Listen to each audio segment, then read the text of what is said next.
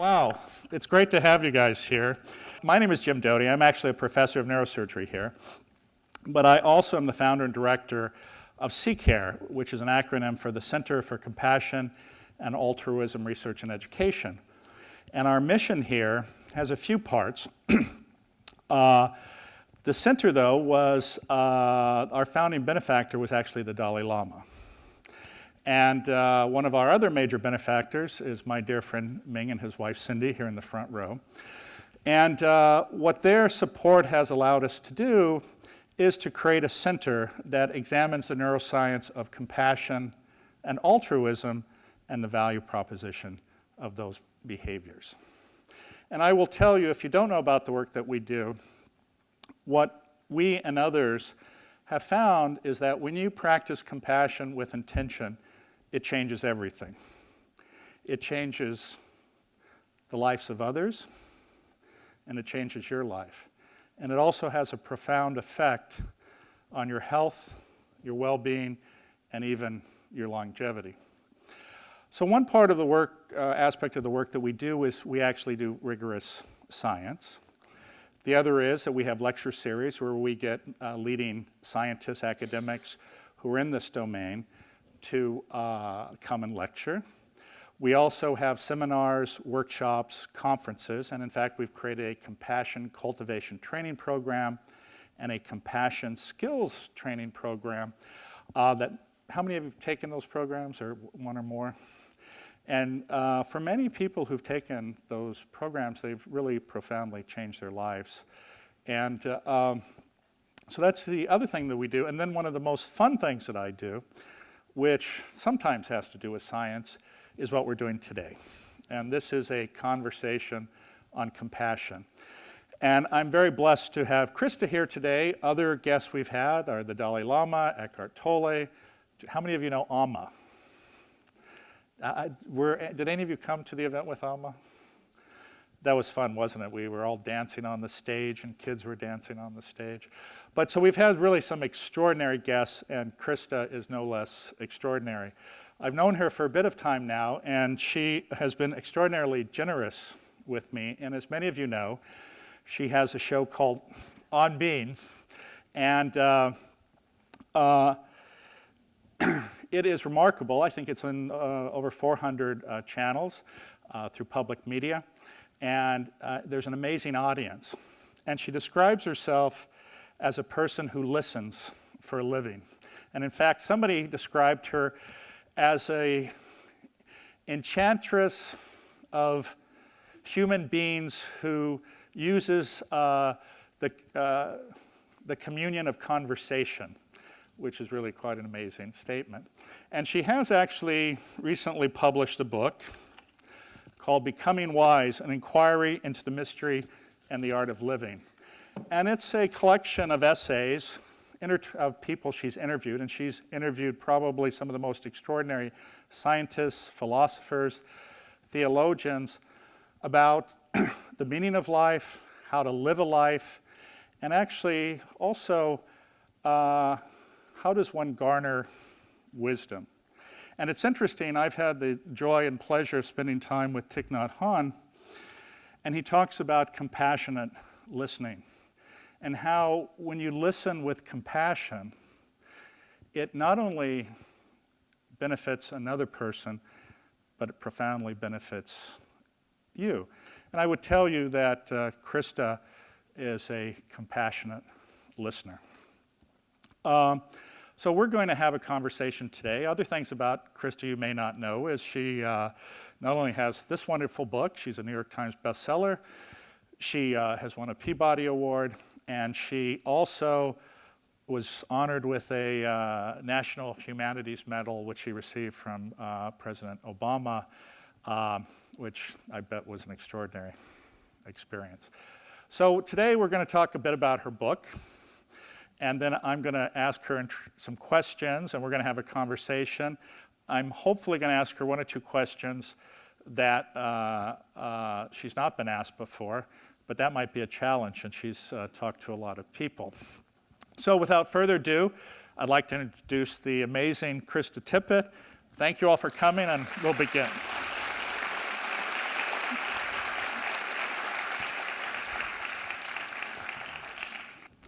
So, how many of you knew that Christa went to Yale Divinity School? Well, this is an informed audience. Okay, how many of you knew that she was the chaplain on an Alzheimer's unit? Oh, gosh. I have spoken about it on the show a little bit. Okay. Yeah.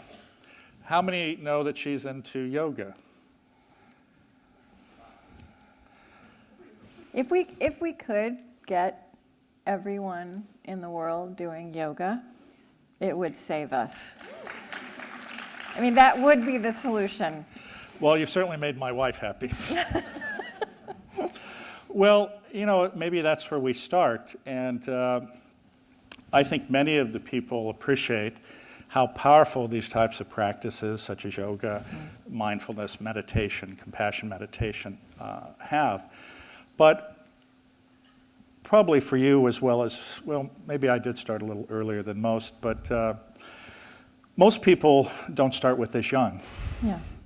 And why don't we take you back to your years at Brown, and maybe you can tell us how you ended up in Germany, and then I want to ask you some questions about that. Okay. Those are long stories. I'm going to make them short. Well, so I went to Brown from a small town in Oklahoma. Really didn't know where I was going. It was like changing universes. But it made me fearless. So once I'd gone from, and that was by far of all the leaps I've made in my life, the biggest leap was from Shawnee, Oklahoma to Providence, Rhode Island. And you had a fairly provincial Southern Baptist? Yeah, I had a religiously immersive, very small town. The way, I'm not sure small towns are small like this, or not so many of them anymore. So I got there and I was surrounded by all these, I was so intimidated by this also, surrounded by all these people who had had large lives and traveled and spoke languages, and I wanted to do that too. And Brown had this bizarre exchange program with East Germany. This was the Cold War era, which my children don't believe me about when I tell them. So I learned German and I went to East Germany. It's an important part of my story, too, of the perspective I bring to things, because I went to East Germany in 1982. This is right after martial law had been declared in Poland.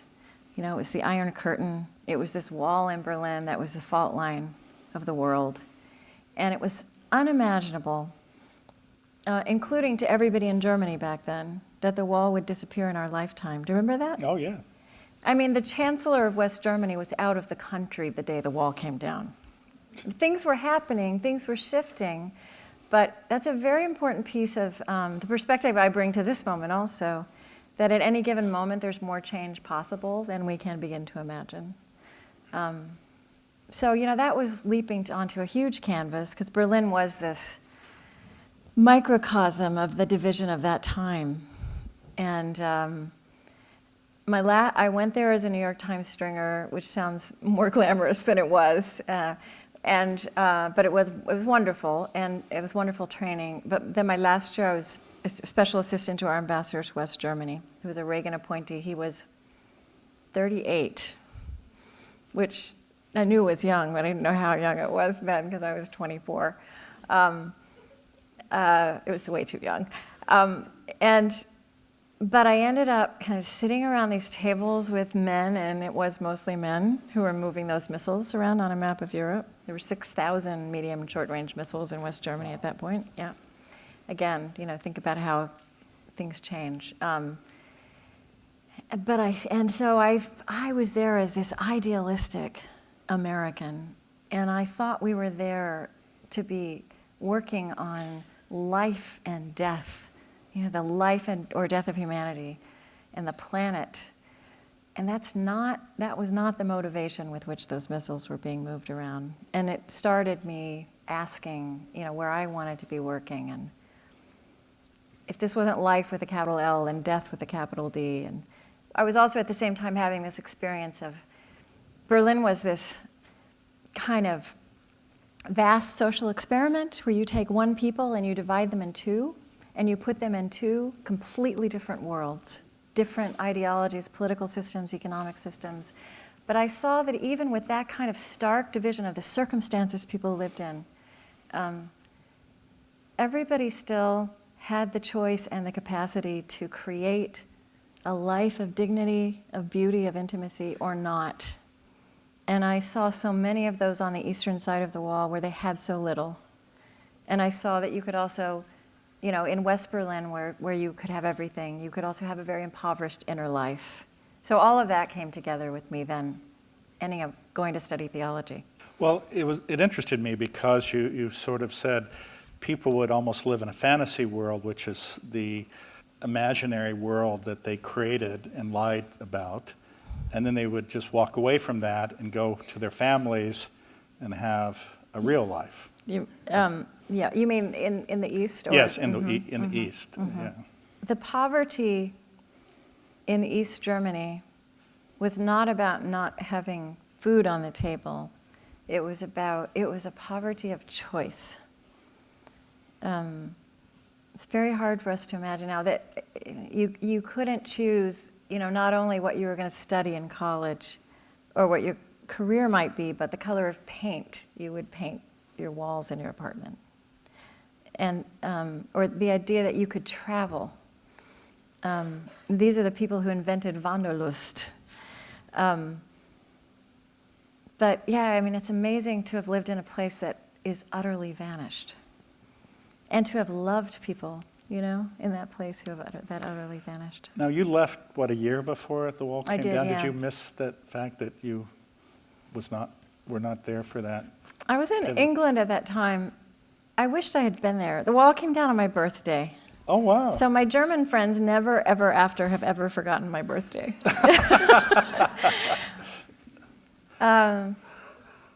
I'm glad I was there in the years I was there. It was amazing to be in a place. There was so much changing under the surface.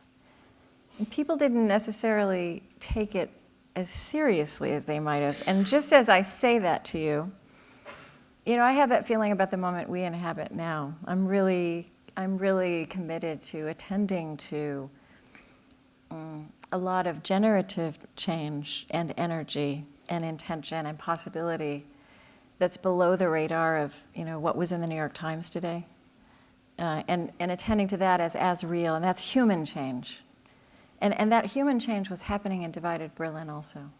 So when you say when you left, it motivated you back, let's say, to religion. Now you went on a tour for a while, and then you ended up in Mallorca. Mallorca, yeah. Mallorca, I'm sorry. Yeah. Yeah. So I had this really impressive career path in Berlin at that point. And what I really wanted to do was get away and think. But I couldn't say that to anyone or to myself. What I said was, I'm going to go write my novel. It had to be purposeful and impressive. Would you consider yourself a type A? I think I acted like a type A for a long time. I That don't is actually a type think A, I think. Is it? I don't think I'm constitutionally type. I would say I have evolved beyond that to some extent.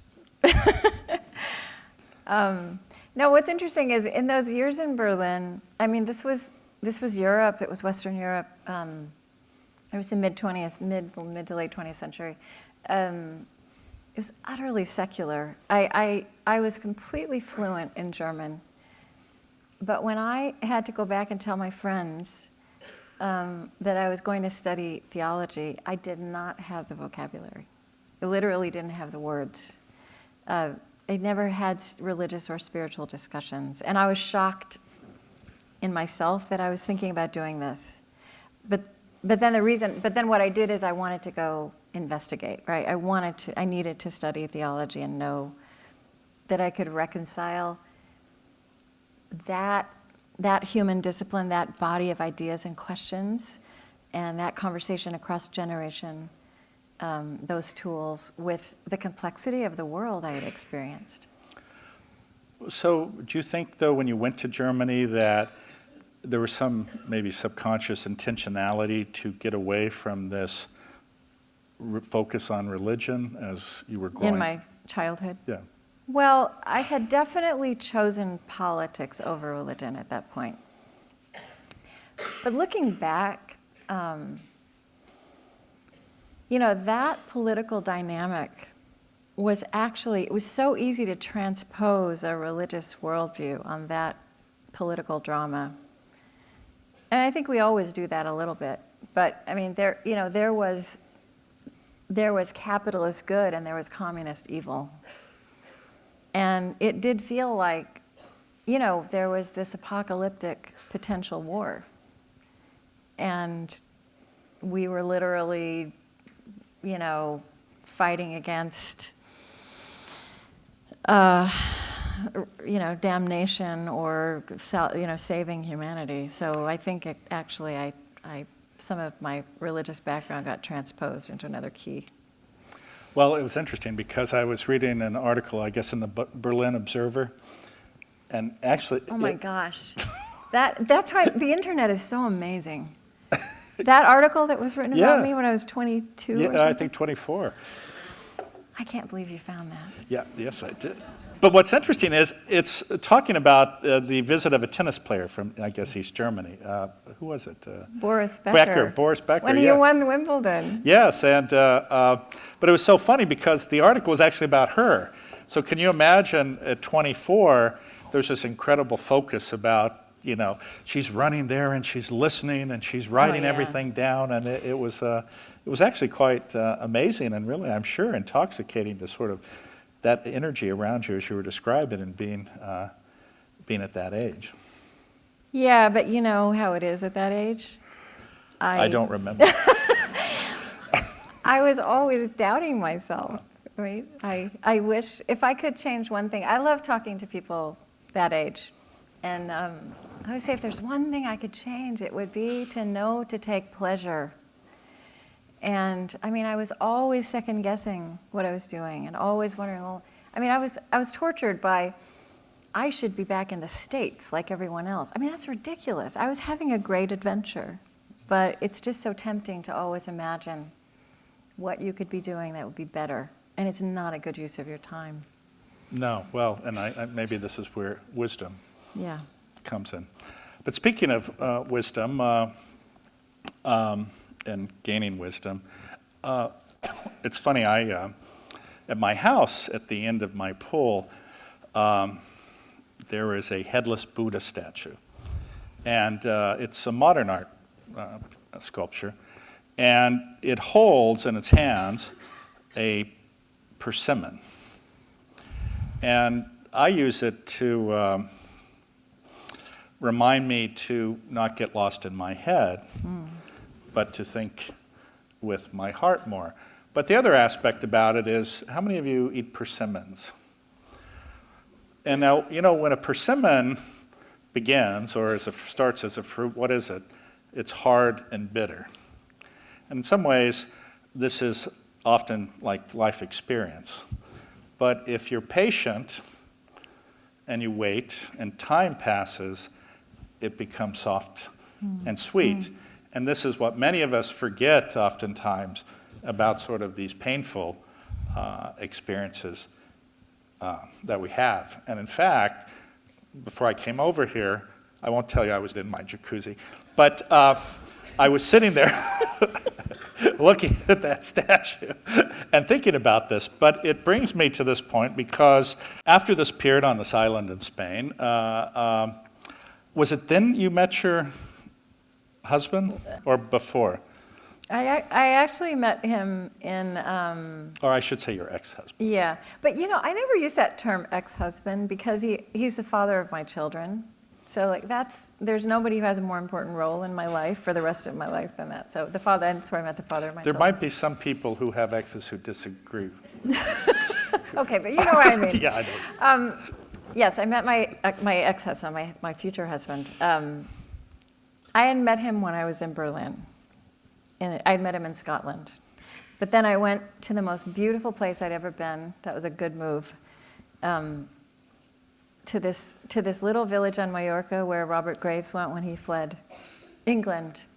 It was kind of an artist colony, and I just got quiet, and I got rested. That was transformative. And then I started thinking, and I wrote a really bad novel.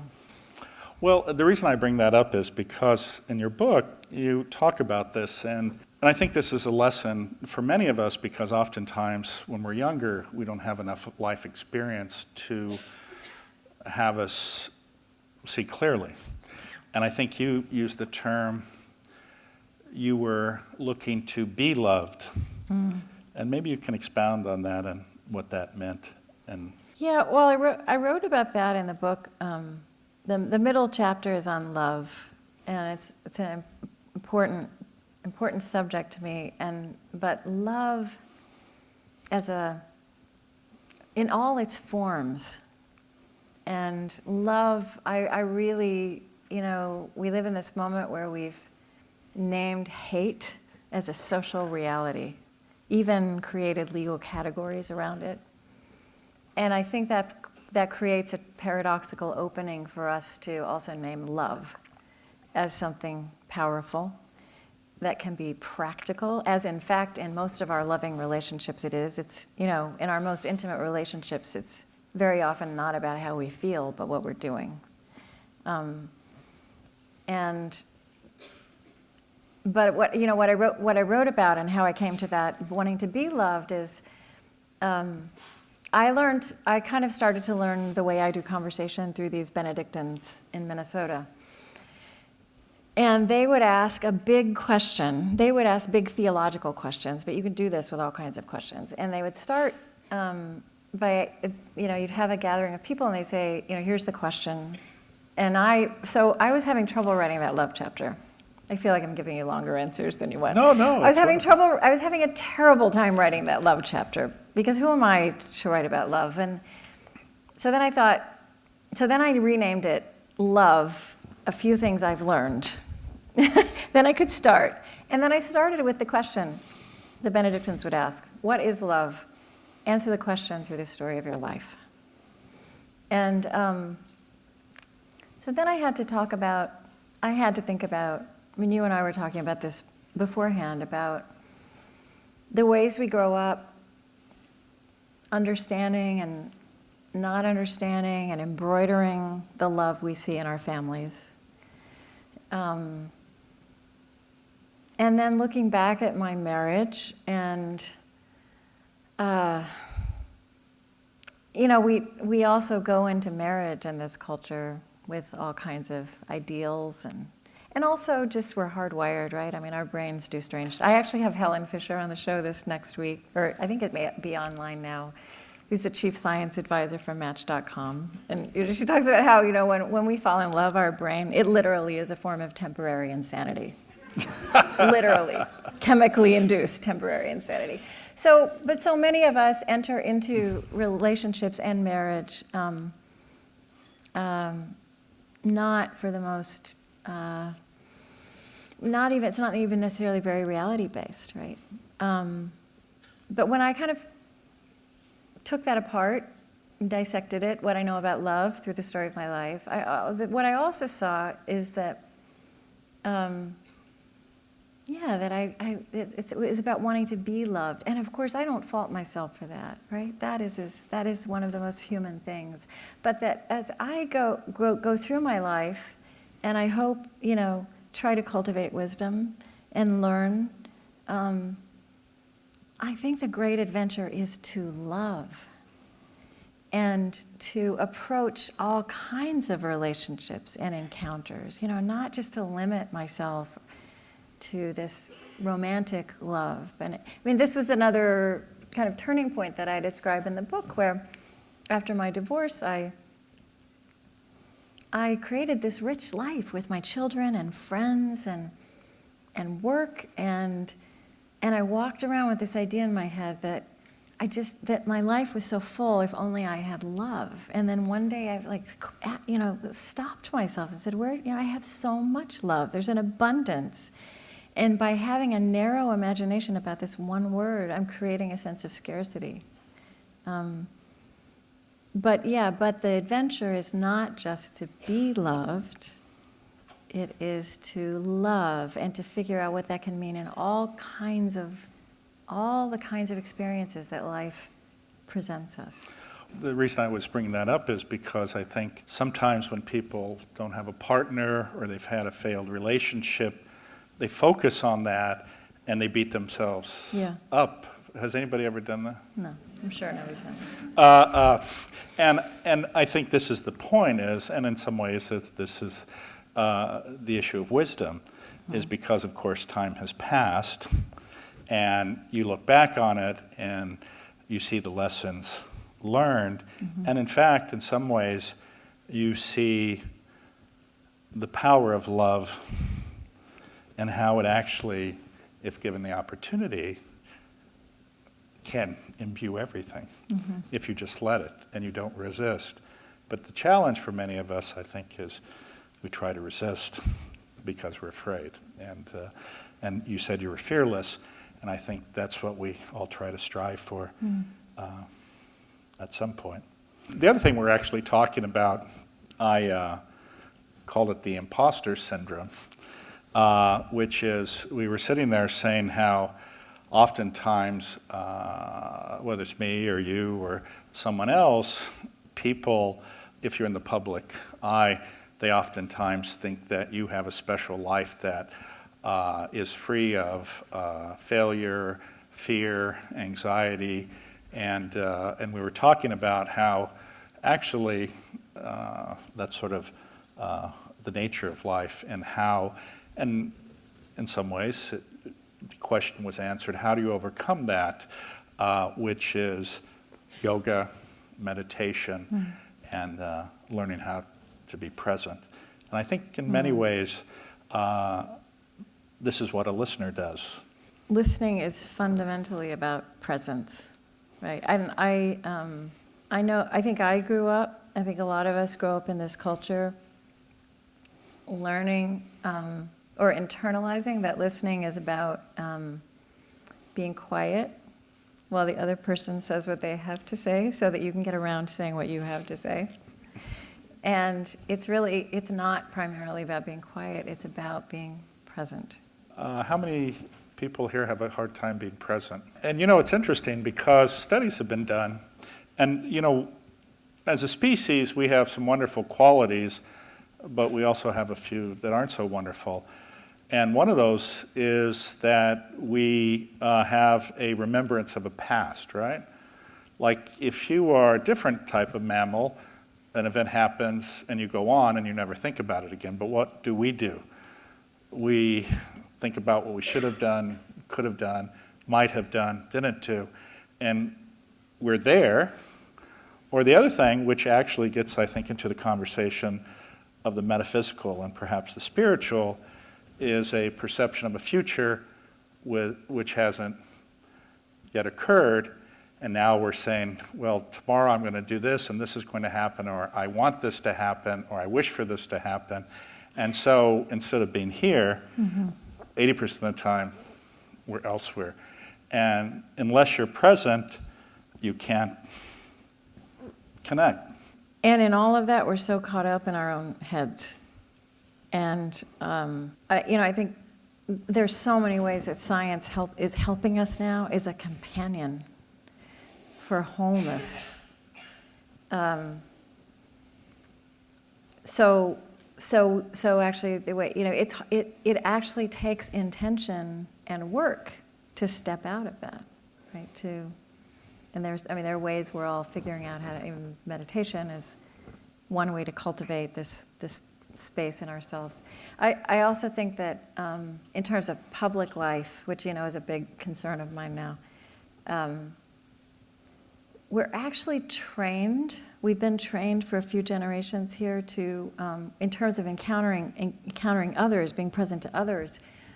We actually get a lot of training to present ourselves, and actually we have a lot of training to be advocates, to be articulate, right? To represent what we believe, the group we belong to, what we care about, and there's a place for all of that. Those are all good things. But we actually have to, I think is in this period ahead where we have to recreate common life, we have to figure out what that means. We need a bigger toolkit. And part of that toolkit is how do I, instead of leading with what I have to present and represent, and getting consciously outside the confines of my own mind. And I mean, I think we can start really small and practical, just cultivating curiosity, cultivating hospitality, cultivating a willingness to be surprised, which is not how we go into public spaces or how we go in to meet strangers in this culture. Can you describe how you think we do that normally? Well, I think we often go in informed and armed in the sense that, especially if we're encountering somebody who's different, we know. I know what you're about. I know who you voted for. I know which side you're on of this or that. It's funny, I don't know if you're aware of this, but I had Glenn Beck here. I just interviewed Glenn Beck. Oh. I didn't know that. Did you interview him for this? Yeah. And did any of you come to that? This is the only time, obviously none of this crowd, this is exactly what she's talking about, right? I had never received left-wing hate mail. I didn't even know it was possible to get left-wing hate mail, right? But it was amazing. It was like, how could you invite this horrible, divisive person who's, he hates people, he hates immigrants, et cetera, et cetera, et cetera. And it was interesting because this is exactly what we talk about. You have this many people have this preconceived notion about how people in fact are. And the problem is, though, that it's like having an open heart. If you can't be open to the possibilities, then you're stuck. And, it's easy to sit here with you. You guys have swallowed the Kool-Aid, at least. I know the ones who haven't. But you guys sort of get it. You're trying to be more open. You're trying to be more thoughtful. You're trying to train yourself and understand the biases you have. But it's easy to sit in front of a group of people who agree with you, but it's a different thing. And actually, before I was on, I actually was on his show, and but to show you how he sees the world, and I have to tell you, if you meet Glenn, and I don't know if this was your experience, he's one of the nicest, sweetest, he's so different. And you get pissed off because you want to be mad at him, right? No, he has like two personalities. He's a totally different person. Absolutely. You cannot help but like this man. And so I was on his show, and we actually had a wonderful time, but he could not understand. Now, this is interesting. He said, I don't understand how you can have relationships with profoundly religious people, yet you tell everyone you're an atheist and a non-believer. And he could not process that. And my statement to him was, any profound, enlightened, evolved spiritual leader is only interested in one thing, and that's whether you have an open heart and you care. They're not interested in the dogma. And this is where people get lost. Because at the core of every one of these, don't you think, every one of these religions, these types of practices, it's compassion and love. So we actually had a very interesting conversation. So did you do this? Did you do a public event with him? Yes, like this? yes. And in fact, I had a woman tell me, it was actually an interesting note. She said, I am disgusted with you. I've come to so many of your events, and this whole thing nauseated me. I want to inform you now that I am never coming to another event like this. I am just shocked by her behavior, and that's signed by so-and-so, marriage and family counselor.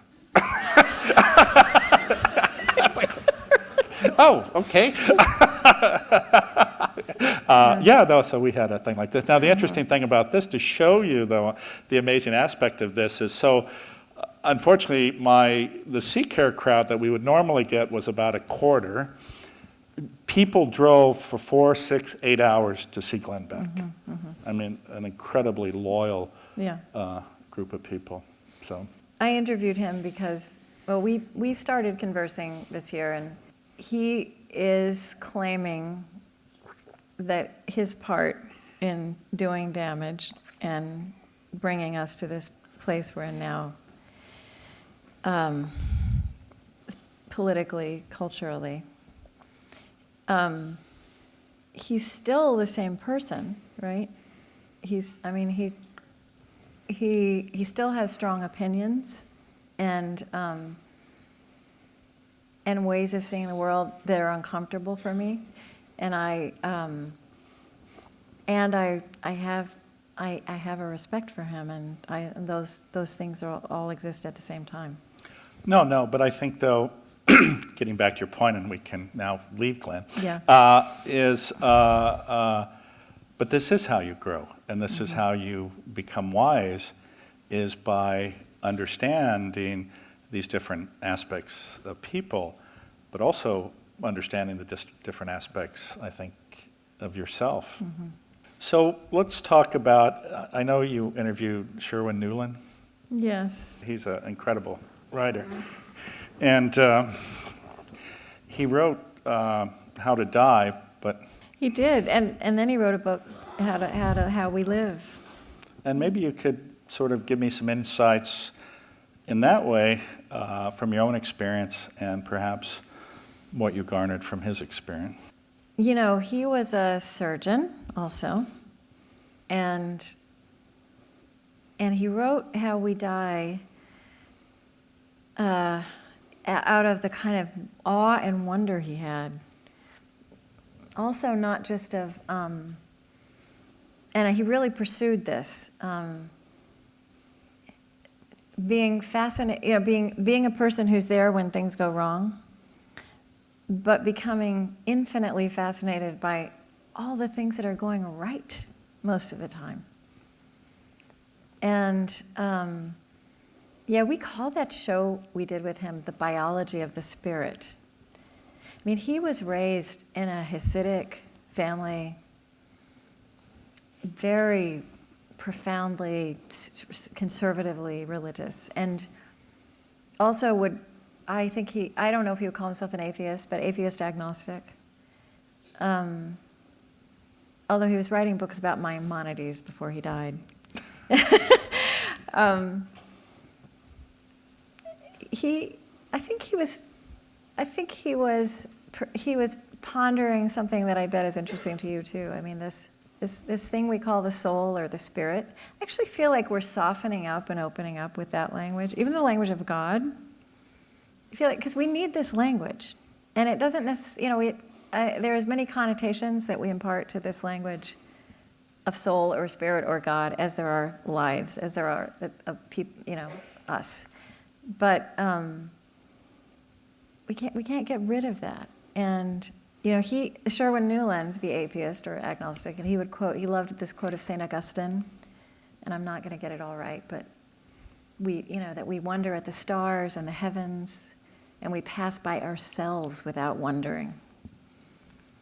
And he was really talking about, you know, our basic biological functions. And he believed, so coming back to me, that the human spirit is an accomplishment of our bodies and our brains, that the spirit has evolved. And that doesn't make it any less wondrous.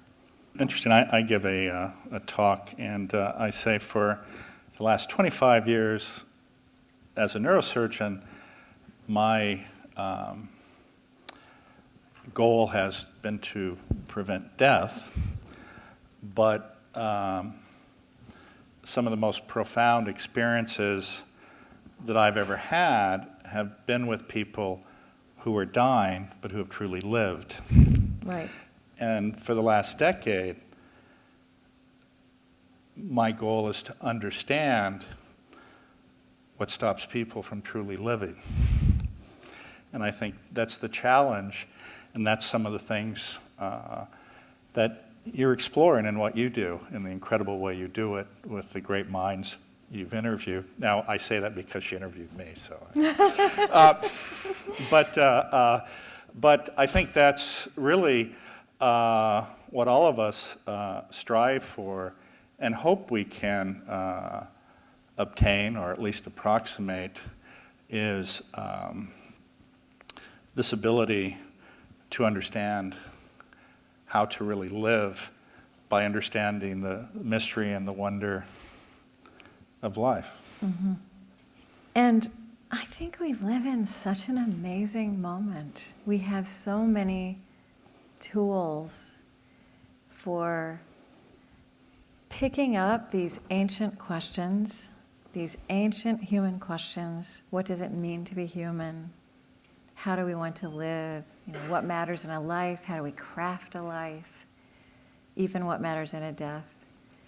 And we're coming to understand ourselves. I really think we have a capacity to aspire to wholeness. I think that not that far in the future, people will look back at us, at the way we've used this language of body, mind, spirit, like these were separate things, and think, how primitive, how kind of sweet we were, that we didn't understand how completely intertwined all of this is. And these are some of the things we're learning, that, what we've called emotions and what we call spirit, which I can't define for you, and again, we all have a different definition, but everybody knows what I'm talking about when I use that word, right? And what we call, and our bodies, and this is why yoga is, or CrossFit for other people. Like we're learning we are literally reconnecting ourselves. Well, I think, and this is actually the wondrous time of now, is that we are gaining more insight into our own capacity to connect these things. In fact, actually, there's a book that's going to be coming out soon, and it's called CURE. You might be interested in interviewing the author at some point, and I'll connect that with you. But it's about spontaneous cures. And the reason I bring this up is because these things happen, and sometimes it's attributed to prayer, sometimes it's attributed to a diet, sometimes it just happens. But what many of us don't understand, although we're beginning to be enlightened to, is really the power within ourselves to change everything, to change ourselves, to change even our gene expression, to change how we see the world, to change the manner in which we interact with others. And how many have read my book? Okay, go buy it if you have. But the reason I bring that up is because as a child, when I learned some of these things in a very difficult situation, I was struck, though, and it still remains with me, how even at a young age, and this is available to everyone, we have the capacity within us to change everything. Yeah. And that's what's so extraordinary. And now we're getting the tools that allows us to do that, to change our health, to change how we see the world, to change how we react to the world. And I think, of course, Viktor Frankl and this idea of the stimulus and the response. And really, I think the key is what happens in the pause between those two. And when we can learn to hold that and manifest what that pause means, that's what changes everything for us. And I think of wisdom as something that we should aspire to collectively as well, communally and as a species. And if you think about, we've known this in a sense and called it the placebo effect. Absolutely. Which was a way of putting it in a box until we could actually understand that we're talking about the fact that, that our brains are pharmacies and that we can activate that. Well, it's also like ancient wisdom, Mm-hmm. where monastics have known for thousands of years that with deep meditation, they can have profound things happen. Right. To their bodies. And the challenge with science is that oftentimes science is not humble. Science is arrogant. And to be able to have the humility to go back and look at these traditions and respect them, and then try to understand physiologically what they do. And I think that's where we're at now, and there have been some incredible individuals who've spent decades doing that now. And of course, the Dalai Lama has been one of those individuals who's really stimulated this interest in what we now call contemplative neuroscience. Right. And I mean, the science of neuroplasticity, which the Dalai Lama and some of his monks were, helped spur that. It's so amazing. Just to mention, which I meant to say when I was up on the stage, is in June, the Oxford Handbook of Compassion Science is being published, which I'm the senior editor, and it's really a culmination of the latest findings in this ever-expanding field. So it'll be available at Oxford University Press. Chris and I could probably talk for several more hours, and we would love to do that with you, but some of you probably want to get your book signed.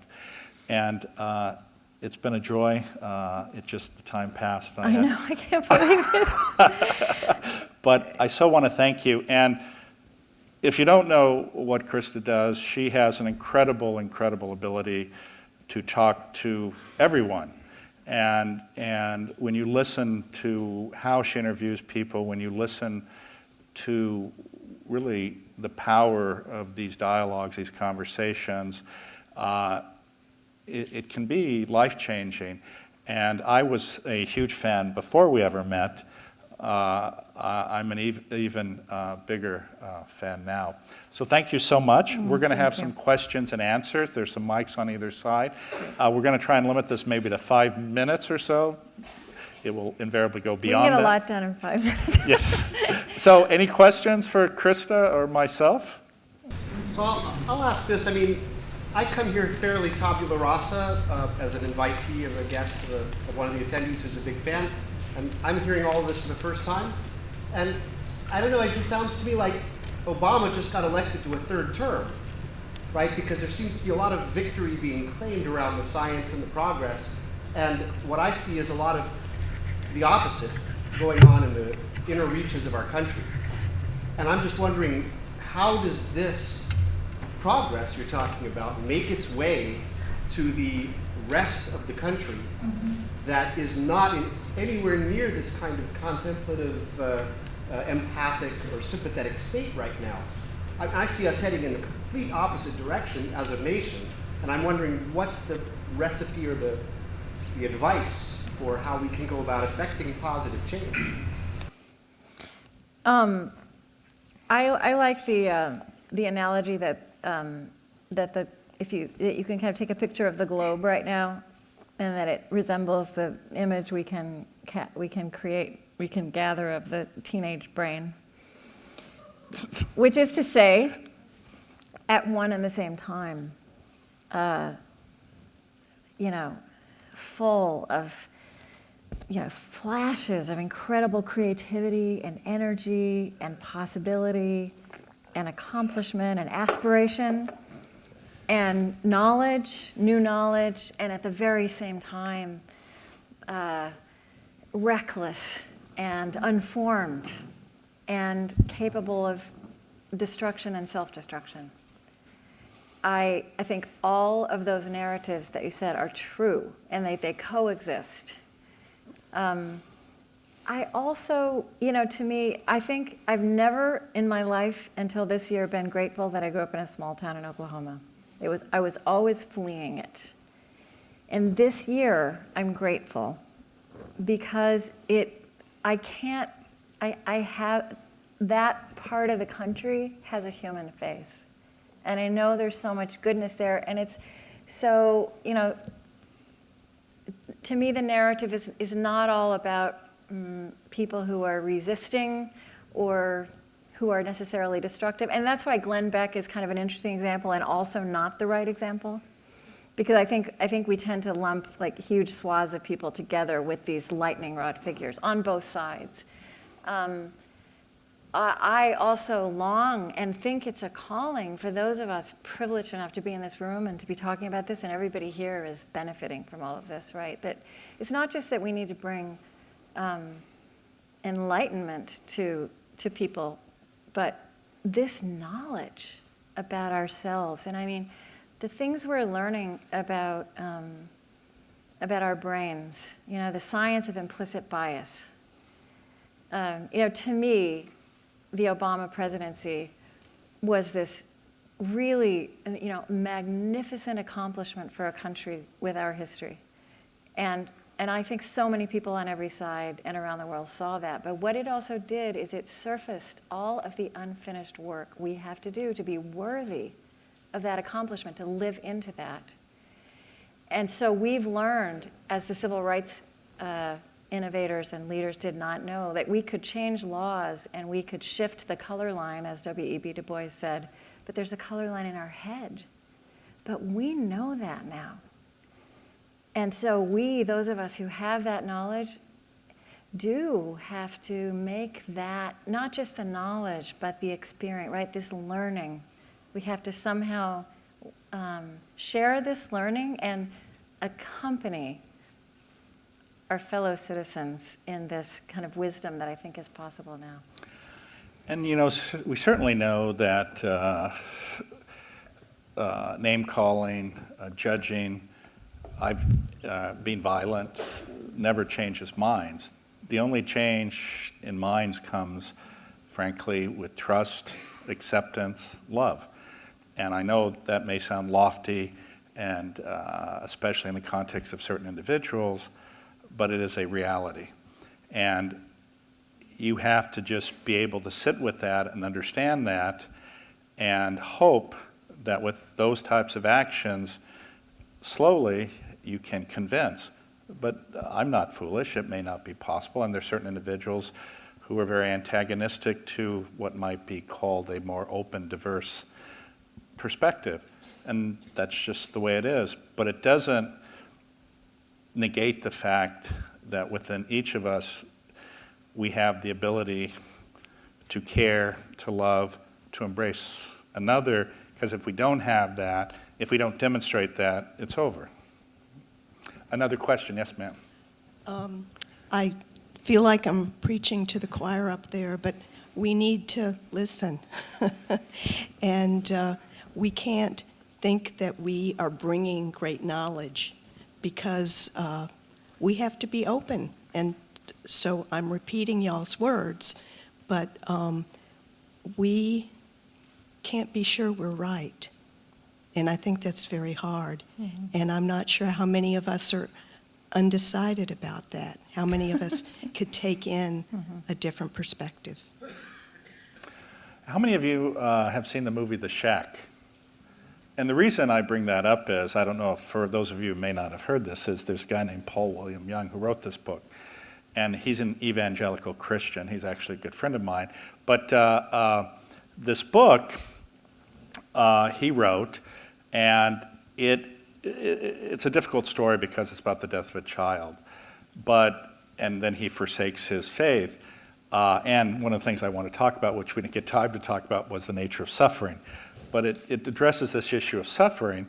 But the book ended up selling 17 million copies, which is huge. Yet, the interesting thing about it is, as an evangelical Christian, what he did, though, to represent the Trinity in these individuals who, if you will, came to life, is he had God as an Afro-American woman. He had the Spirit as an Asian woman, and then Jesus as a Middle Eastern man. But it was extraordinary because for many within his own faith, they saw this as tantamount to apostasy. Yet, you see, though, this then still sold 17 million copies and is embraced by a lot of people. And my point is, it's being open, it's being accepting, and I've spent time with him, and I've had a delightful time with him. And again, maybe instead of me saying I don't believe in anything, I believe in the possibility of everything.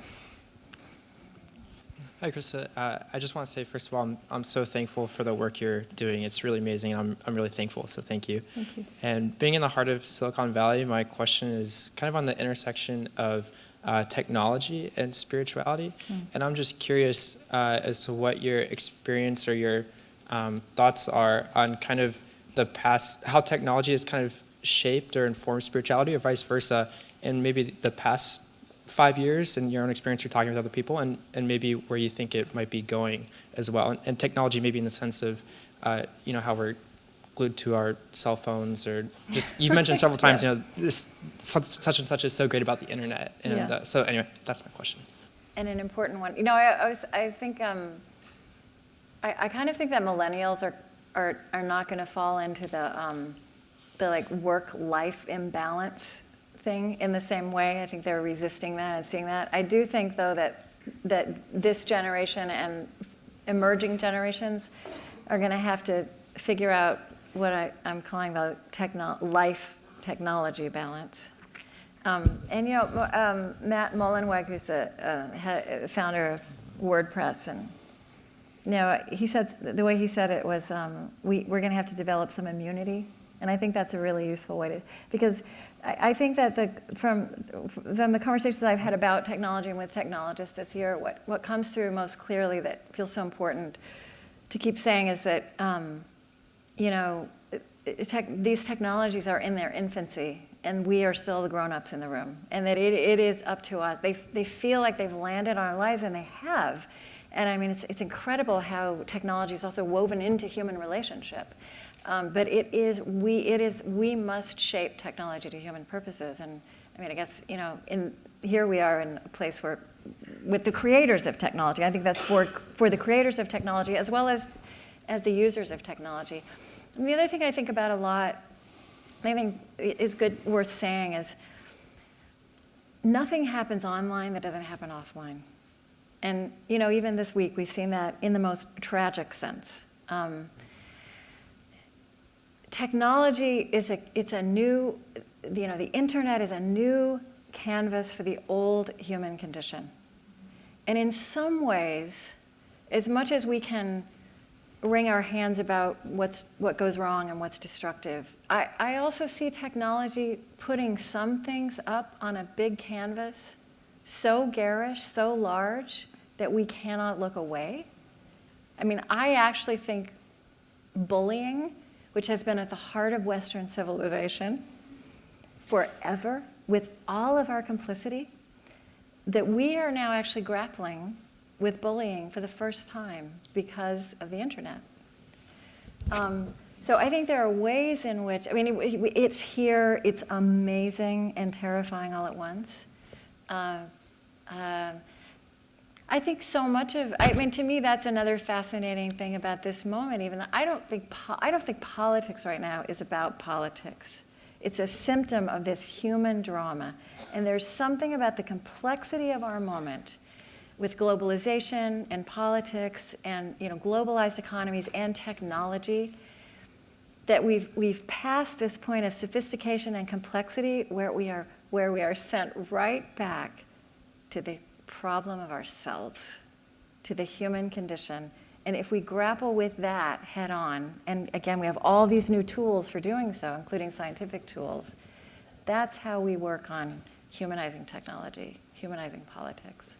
That's my feeling. I don't know, I sound like I know what I'm talking about. Unfortunately, I'm sorry to say we don't have any more time for questions, and I apologize. Thank you all so much. Christa will be signing books and a bit. Thank you all so much for coming. Yeah, thank you, Jim.